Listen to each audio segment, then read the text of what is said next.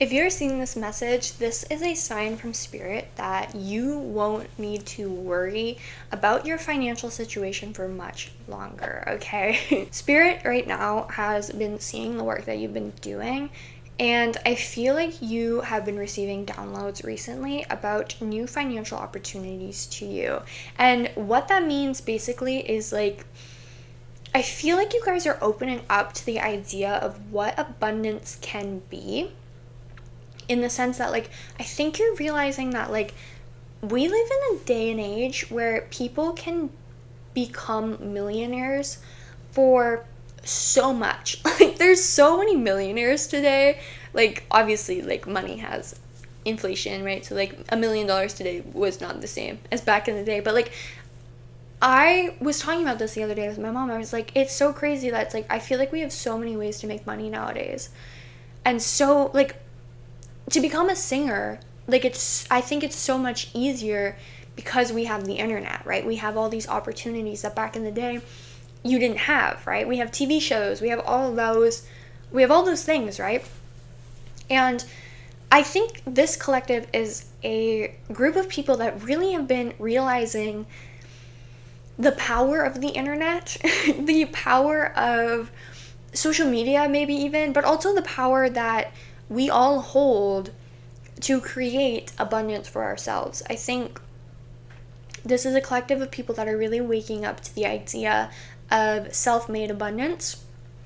And this, I'm also feeling like this could be through like fairs. Like some of you might be working in like farmers markets, craft fairs as well. This is a message for anybody who has recently come into the idea of creating abundance for themselves. And this might even be like a side project as well, right?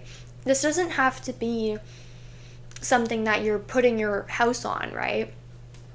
But this is an important message because Spirit is seeing you. Spirit is also sending you downloads. If you recently came up with an idea that you were like, oh wait, maybe this could be big. Oh wait, maybe this could be something. That is Spirit. That is Spirit sending you signs, sending you downloads, right? Especially at nighttime, especially through dreams, through waking states, like REM sleep. And the important message here that I'm here to share is one, confirmation, one, a little bit of validation, right? But also two, a call to look inward, right? Actually, I think it must have been this morning. There was a tarot reader on TikTok who recently decided that they weren't going to read tarot anymore and that they were, and it's kind of been this big thing over on TikTok.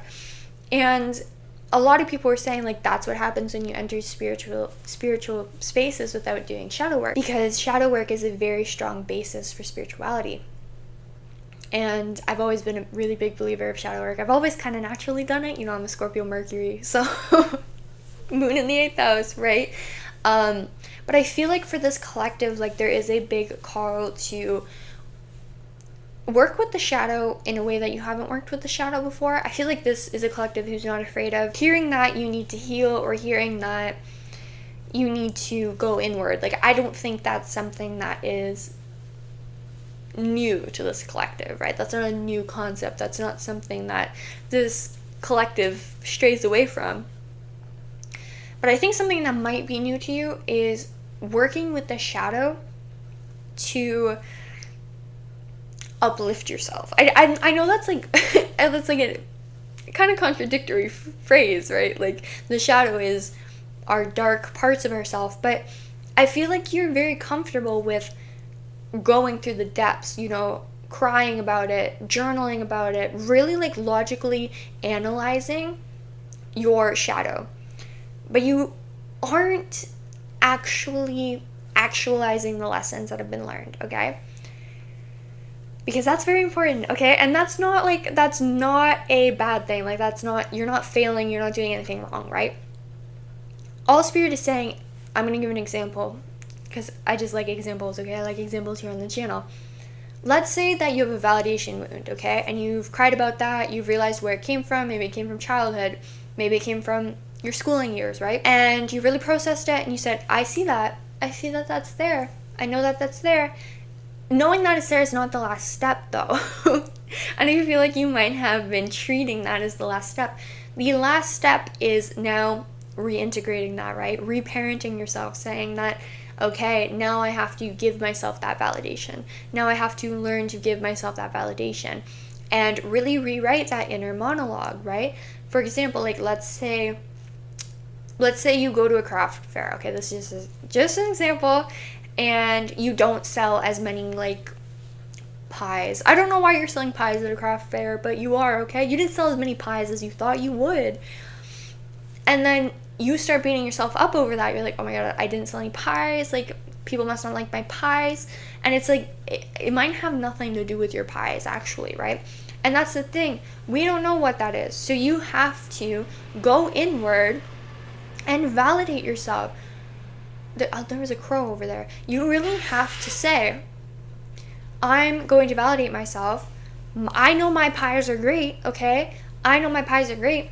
And I know Spirit's going to bring in people who are going to appreciate my pies as much as I appreciate my pies, right? You can't beat yourself up at things that you would deem failures, okay? You can't beat yourself up at setbacks. That is furthering your validation wound. That is you, every time you do that to yourself, you're telling your inner child that everything that they went through, those people were right. Those people were right to hurt them. And that is not true, okay? That's very much not true. But every time you reintegrate, no, that's not the word. Reperpetrate? Every time you hurt yourself, every time you do that to yourself, you are reopening that wound, and you are telling your inner child that they are not safe. They are not safe even with you, and that is not a positive thing, okay? That's not good, right? And trust me, like, I know how hard this is. This is going to take time, but that in part is the lesson. You even listening to this message and hearing what I have to say is enough. Like, that is showing your inner child that you want to be there for them, right? And you want to make their dreams come true, right? So don't beat yourself up. Don't beat them up along the way. That's what I was trying to say. It came out as a giant mouthful.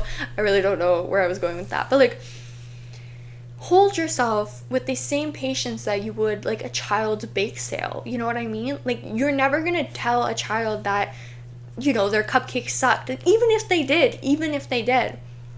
Because kids don't grow through hatred. They grow through love. Nobody grows through hatred. You can't hate yourself into being better. And I know I went off on a bit of a tangent, but I just feel like that might be a major blockage for some people as they start this new era of their life. So that's why I was feeling called to share. If you resonate as being a part of my collective and you would like to see more from me, don't forget to subscribe. And if you liked this message in particular, then don't forget to actually go and like the video. I'll see you in the next one, and goodbye for now.